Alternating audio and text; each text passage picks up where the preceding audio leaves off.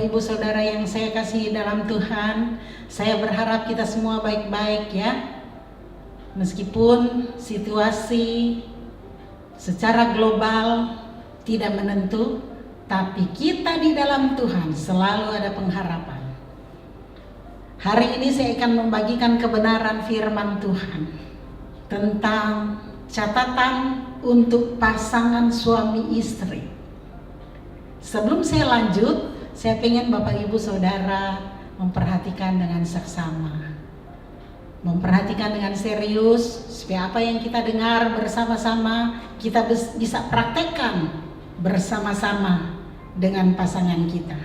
Bapak Ibu Saudara yang saya kasihi dalam Tuhan, ketika Tuhan mempertemukan engkau dengan pasanganmu, ingat, waktu itu mungkin cinta pertama, masih berbunga-bunga, dan rasanya kalau nggak ketemu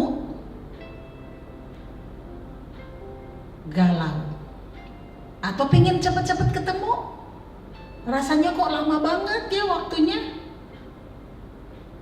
karena cinta lagi bersemi.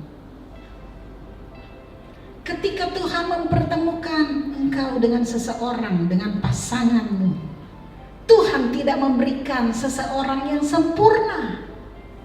Garis bawahi, tidak memberikan seseorang yang sempurna, karena engkau pun tidak sempurna. Jangan saudara pengen supaya saudara bahagia, terbalik, saudara akan mengalami sebaliknya kalau saudara pengen seperti itu. Karena ingat, pasanganmu tidak sempurna. Kalau engkau ingin bahagia, engkau harus mengusahakannya untuk bersama-sama dengan pasanganmu beradaptasi, lihat kekuatan dan kelemahannya. Jangan hanya lihat kekuatannya, kelemahannya saudara tidak mau.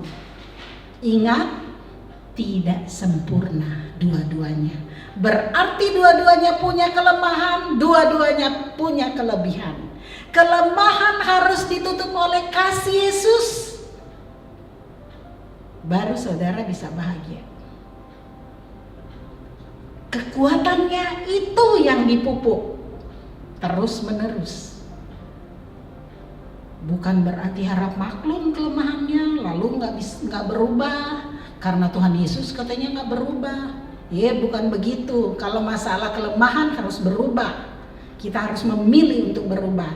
Tapi sebelum kita inginkan pasangan kita berubah, kita dulu yang komitmen untuk berubah. Ya, kalau kita tuntut pasangan kita untuk berubah, itu pasti Anda kecewa.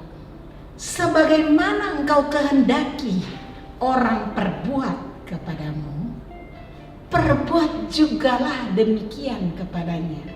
Dalam Lukas 6 ayat 31. Jadi kalau Bapak Ibu Saudara yang saya kasihi di dalam Tuhan, ingin Anda dicintai, belajar mencintai duluan. Amin. Kalau Anda ingin dikasihi, belajar mengasihi duluan. Kalau Anda ingin supaya diperhatikan, belajar care dengan pasangan Anda duluan. Nah, itu hukum suami istri yang tidak bisa diganggu gugat. Tuhan mempertemukanmu dengan dia supaya kalian saling berbagi. Ingat, ada kata saling berbagi, bukan saling menuntut. Aku mencintaimu, kamu juga harus mencintai aku. Kamu gak tahu? Nah, itu namanya saling menuntut. Nanti yang sudah pintar dalam pelayanan, hamba-hamba Tuhan, aktivis-aktivis gereja yang sudah tahu firman Tuhan, nanti ibu-ibu wanita bilang kepada suaminya, kasihilah istrimu. Nanti bapak-bapak bilang, istri harus tunduk kepada suami. nggak akan terjadi bahagia. Ini namanya perang ayat, karena saling menuntut. Tapi kalau ingin bahagia, mari bersama-sama melakukan bagiannya masing-masing. Wanita melakukan bagiannya di hadapan Tuhan, menjadi penolong bukan perongrong. Dan suami menjadi bagiannya di hadapan Tuhan, mengasihi istrinya, mengasuh dan merawat seperti mengasuh dan merawat diri sendiri. Dan teladan utama hanya Yesus Tuhan. Ingat, para suami, bapak-bapak, mengasihi istri. Dalam 1 Petrus 3 ayat 1 dan 2, istri memenangkan suami lewat kelakuan, lewat perbuatan, bukan lewat omongan yang cerewet. Dan suami harus hidup bijaksana kepada istrinya. Kalau enggak, nonggengge, doanya mau didengek Tuhan.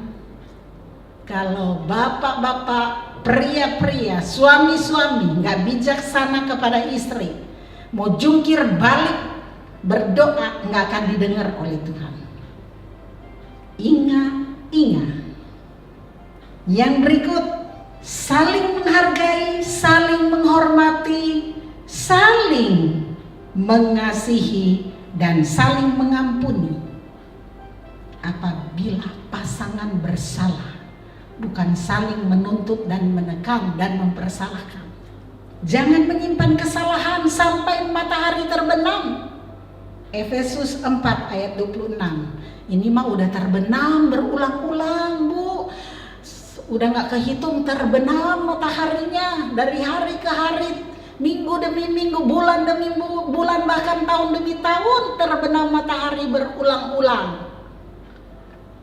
Terus menyimpan kesalahan pasangan. Akhirnya bonusnya apa? Penyakit. Enaknya aja, Bu. Ini mah saya konseling orang. Dia yang salah, masa saya yang suruh berubah? Kan ingat tadi saya udah bagi di awal, kalau ingin dikasihi, dicintai, Anda dulu yang mulai. Dan lakukan apa yang kau ingin dia lakukan kepada Anda, lakukan juga seperti itu. Jadi gak ada alasan enak aja. Ini mah kita bicara bersama-sama hukumnya Tuhan, bukan apa kata saya, tapi apa kata Tuhan. Jangan menuntut pasanganmu untuk melakukan sesuai kehendakmu. Mengapa kamu memperhatikan kelemahannya dan mencoba membandingkannya dengan yang lain? Akhirnya bisa will dan till.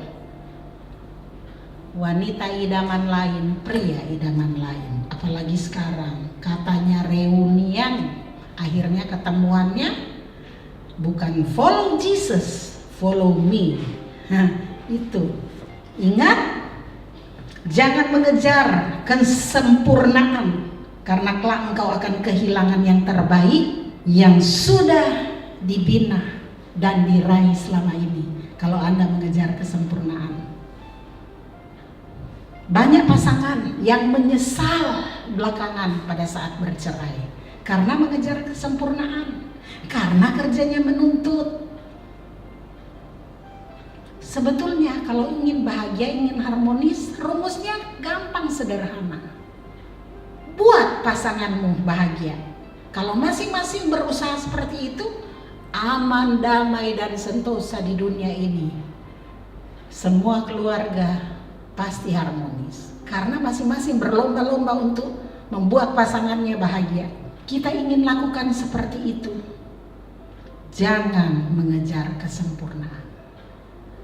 Makanya di awal saya kasih tahu tadi bahwa pasanganmu dan engkau tidak sempurna, jadi nggak boleh saling menuntut. Terus gimana dong, Bu? Minta kasih Yesus memenuhi hidupmu. Minta pengampunan Yesus memenuhi hidupmu dan pasanganmu, sehingga ketika engkau melihat kelemahan pasanganmu, engkau tetap mengasihi dan mengampuni dia dengan kasih dan pengampunan Yesus.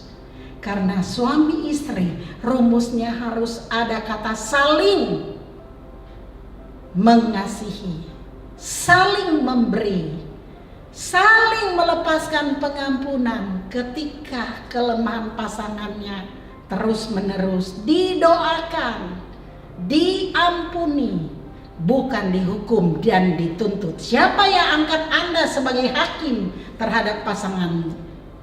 Mari bertobat.